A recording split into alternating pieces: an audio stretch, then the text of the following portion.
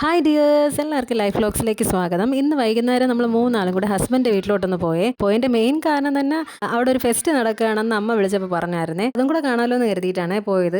അങ്ങനെ നമ്മൾ ഫെസ്റ്റ് കാണാൻ വേണ്ടിയിട്ട് പോകാൻ ഇറങ്ങിയ സമയത്ത് ചെറിയൊരു മഴക്കോളുണ്ടായിരുന്നേ. അപ്പോൾ മഴയെല്ലാം ഒന്ന് തോന്നുന്നതിന് ശേഷമാണ് നമ്മൾ പോയത്. പോയതിന് ശേഷം നീയക്കുട്ട ഫസ്റ്റ് ഈ ജീപ്പിൽ കണ്ട് അതിൽ കയറണമെന്നും പറഞ്ഞിട്ട് കുറേ നേരം പിന്നെ അതിലിരുന്നേ.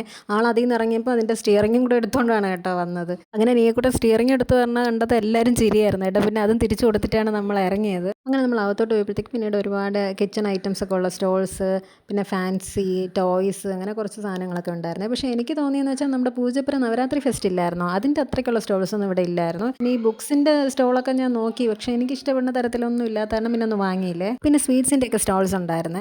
പിന്നെ ഞാൻ എൻ്റെ ഹസ്ബൻഡിൻ്റെ അടുത്ത് കുറച്ച് വെറൈറ്റി ആയിട്ട് വീഡിയോസ് എന്തെങ്കിലും എടുത്തു തരാൻ പറഞ്ഞതാണ്. അപ്പോൾ പുള്ളിക്കാരൻ ഫോണും കൊണ്ട് പോകണുണ്ട്. ഇതാണ് വെറൈറ്റി ആയിട്ട് ആൾ കണ്ടുപിടിച്ചിട്ട് എടുത്തുകൊണ്ട് വന്നത്.